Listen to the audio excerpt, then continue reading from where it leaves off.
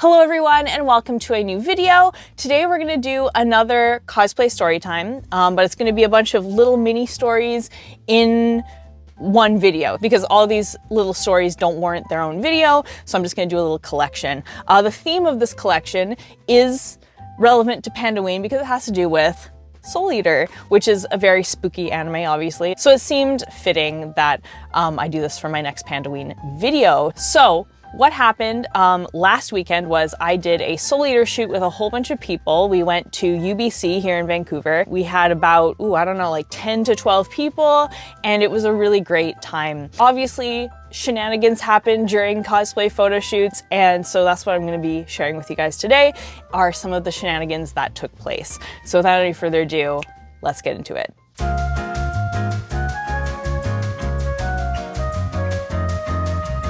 Okay, so story number one, I want to set the scene. You know, I want to set the scene for this photo shoot and really like, I don't like how this is. Hold on. Okay, that's better. That's better, I think. No, that's not enough headroom. Hold on, guys. Sorry, this is just bothering me.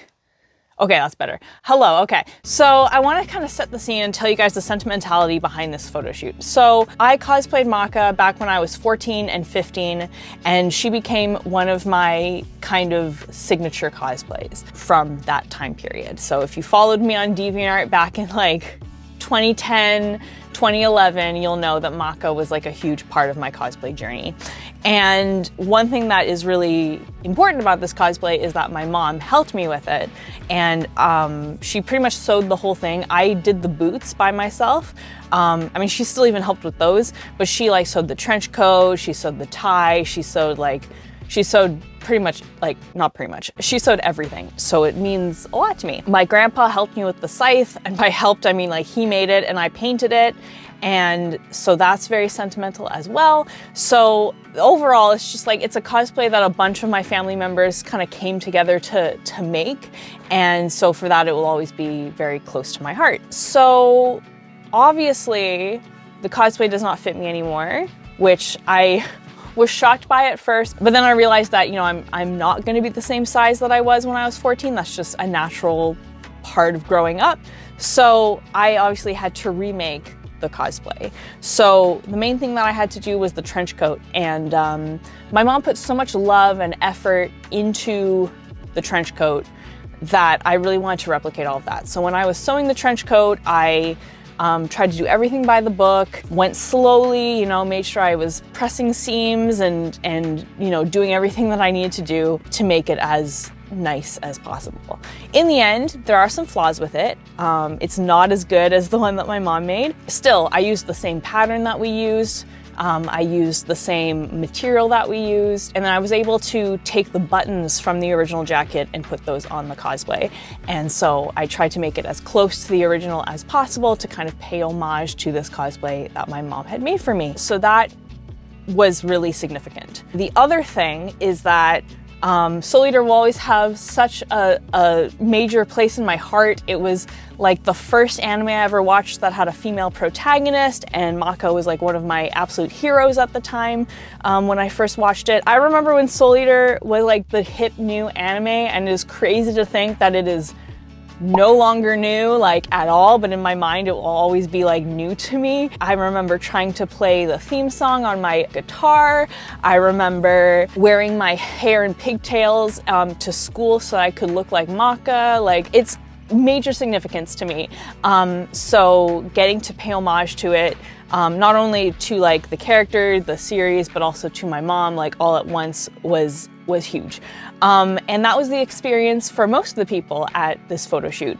Everybody had watched it when they were 14 or 15 and have always wanted to cosplay it, but just never kind of got the chance, or at least they did, and like their skills have improved since then. So it was like a huge thing for us to all come together to celebrate this thing that like has major significance to us. So that was really beautiful.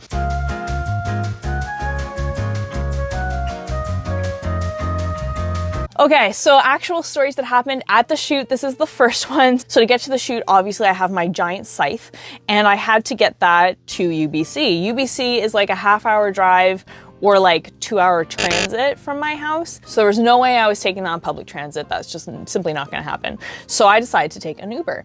And when some of my friends heard that I was taking an Uber, because they had asked if we could transit together, and I was like, oh, I'm taking an Uber, and they were like, can we come with you in the Uber? And I was like, I guess so, but I don't know how that's gonna work with this big scythe. The scythe, for reference, does come apart, so you can take the blade off of the staff and then like just have those two pieces. So it is possible to transport, you need a car for that. So we end up making this plan where I call the Uber, and then it stops at one friend's house, it stops at a SkyTrain station, and then it stops at UBC. So it was gonna be a huge thing. You know, we were obviously all gonna be dressed weird. I was gonna have this scythe, like the poor Uber driver was gonna have such an experience with us that day. So I was kind of bracing myself for that. So I call the Uber, and the Uber shows up, and I open the door, and I have like my scythe in two pieces. I'm in my maca outfit, and I open the door, and I'm like, hey man, like, this is gonna be a little bit of a weird trip, like, just brace yourself. And he's like, oh, no, I understand what you're doing. This is a cosplay thing. And I was like, thank goodness he knows. He's like, yeah, I'm an anime fan too. And I'm like, oh, thank goodness. So he was super nice. He let me put the blade of the scythe in the trunk, and then the rest of it went in the back seat. And I'm sitting there, and I'm explaining like, oh, we're gonna like pick up other people for this photo shoot, and the photo shoot's happening at UBC. Like, this is the kind of thing that's happening. And he's like, oh, that's totally cool. Like, it was great. So then we start talking about anime, which was really nice. And we pick up the other two people, and everything's going great. But then things take a turn for the uncomfortable. So we're driving past a graveyard, and he says out of nowhere, he's like, do you guys like dark humor? Which is never really a good thing when people ask that, because it usually doesn't end well. But I'm thinking, okay, we're next to a graveyard. Maybe he's like gonna make a death joke or something like that, which isn't like so bad, right? And it's on Bride for Soul Leader, so like it could be okay. So I'm asking like, oh, is that because we are next to a graveyard? He's like, no. I hear these jokes when I'm driving people around, and I like to share them with people. And I'm like, oh, I don't know. So he's like, how about I just tell you guys the lead up of the joke, and then you can let me know what you guys think. Because we're like, oh, usually like dark jokes are kind of out of pocket. Like it's not usually very good. So he's like, how about I just tell you the lead up of the joke, and then you can let me know. And we're like, ugh. He proceeds to tell not the punchline, but just the lead up. So for the first part of the joke, and it is both racist and ableist. And we immediately shut it down. He asks us, he's like, is that out of pocket? And we're like, yes, it is, sir. Like that. No, thank you. No, thank you. It was very uncomfortable. So we did not have him tell, like, we did not want to hear the rest of that joke. So at that point, we're like the vibe is ruined, right? We're uncomfortable. We just heard this very like off-color joke. And so we're all sitting there like, okay. So then he like keeps asking us questions about anime and stuff, and keeps trying to talk to us, and we're just kind of like answering his questions, but not really going into much detail. Like we're just kind of like reluctantly answering his questions, because at this point, like, we are very uncomfortable, and we don't want him to say anything else that is like, uncomfortable. Get to the location, everything is fine. He didn't say anything else that was inappropriate after that. It started out so good. That's the thing. Like, this Uber ride started out so great. And then he had to bring up that joke. And just why? Why would you do that? Stop.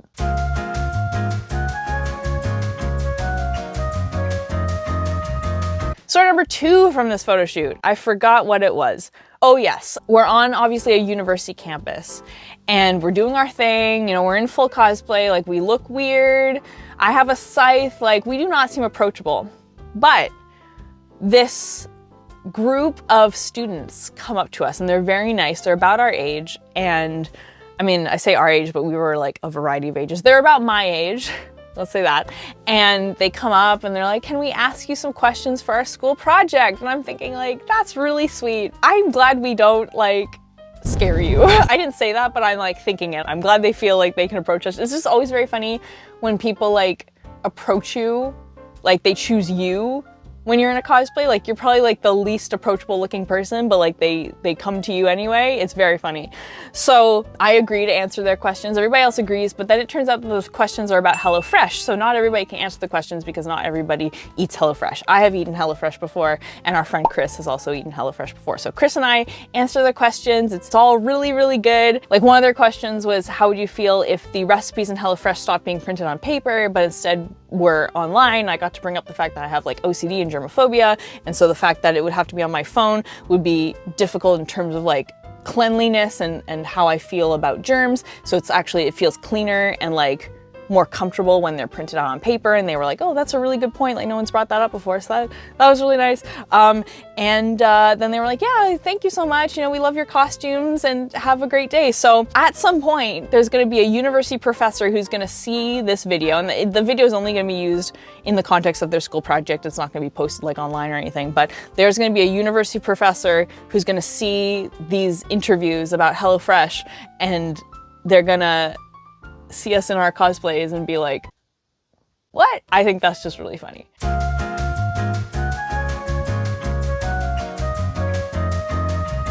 The third and final story is a very quick one, and that is from when we changed locations. So we started out in front of a library, and then we went to this other location. We get there, and on our way to the location, we see some kids riding tricycles. Everybody else is like in a group up front, and I'm kind of trailing behind. And so I get to overhear these kids talking about us. And the kids are like, I hear them say, oh, are they gonna put on a performance for us? That's so cute, and it's so funny, and I wish we could have put on a performance for them. I don't know what we would have done, but anyway, that was just very cute. And those are my stories from our Soul Eater photo shoot. Very fun time, everything went super well. I am gonna in future make a video on how to do big group photo shoots, because I've learned so much over the past year. I've done like many group photo shoots, and I've learned a lot of stuff, so I'm excited to share that. That will be obviously after Pandaween.